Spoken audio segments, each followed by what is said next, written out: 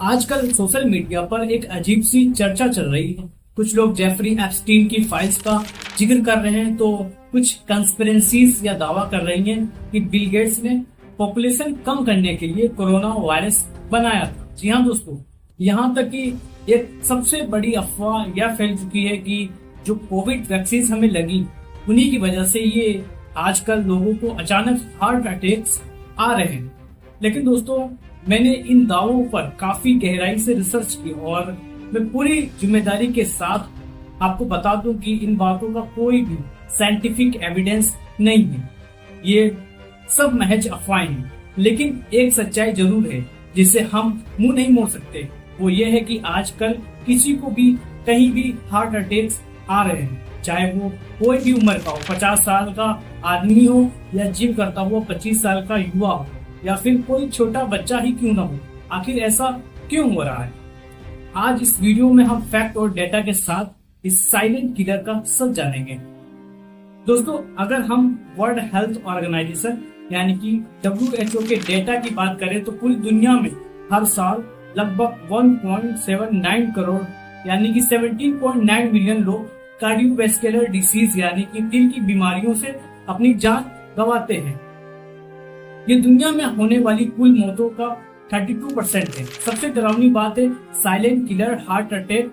Normal heart attack में सीने में तेज दर्द होता है, लेकिन साइलेंट हार्ट अटैक में कोई ऐसी वार्निंग नहीं मिलती। मरीज को लगता है कि उसे गैस हो रही है या थोड़ी थकान और अजीब सी बेचैनी हो रही है, और जब तक समझ आता है तब तक देर हो चुकी होती है। हमारी बदलती हुई लाइफस्टाइल ने इस खतरे को हर उम्र के लोगों तक पहुंचा दिया है। आखिर ये हार्ट अटैक आता कैसे है? इसे आसान भाषा में समझते हैं। हमारे दिल का काम है पूरे शरीर में खून यानी ब्लड पंप करना, लेकिन दिल के मसल्स को जिंदा रहने के लिए भी ऑक्सीजन और खून की जरूरत होती है, जो कोरोनरी आर्टरीज के जरिए मिलती है। जब हमारी ब्लड वेसल्स में कोलेस्ट्रॉल और फैट जमा होने लगता है तो वहाँ एक प्लेग बन जाता है। अगर ये प्लेग अचानक फट जाए तो वहाँ खून का थक्का यानी कि ब्लड क्लॉट बन जाता है। ये क्लॉट ब्लड फ्लो को पूरी तरह से रोक देता है। जब दिल के उस हिस्से को ऑक्सीजन नहीं मिलती तो वो हिस्सा मरना शुरू हो जाता है। इसी कंडीशन को माइक्रोकार्डियल इंफ्राक्शन या हार्ट अटैक कहते हैं। दोस्तों, अब आती है इस वीडियो की सबसे जरूरी बात। मैंने अक्सर देखा है और डेटा भी यही कहता है कि हमारे देश में हर 1000 लोगों में मुश्किल से 10 लोगों को ही सही तरीके से CPR कार्डियोपल्मोनरी रिससिटेशन देना आता है। बाकी के 990 लोगों पे ऐसी इमरजेंसी में सिर्फ घबराकर वीडियो बनाते रह जाते हैं।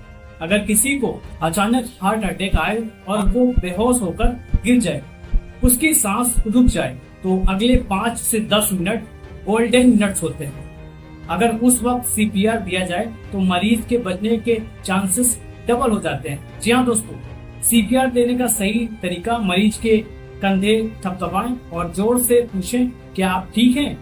तुरंत आसपास के लोगों को एम्बुलेंस 108 बुलाने को कहें और अपने एक हाथ को दूसरे हाथ के ऊपर लॉक करें। मरीज की छाती चेस्ट के बिल्कुल बीच में रखें। अपनी कोहनियों को बिल्कुल सीधे रखें और जोर से दबाएं, कम से कम 2 इंच अंदर, और 1 मिनट में लगभग 100 से 120 बार कंप्रेस करें।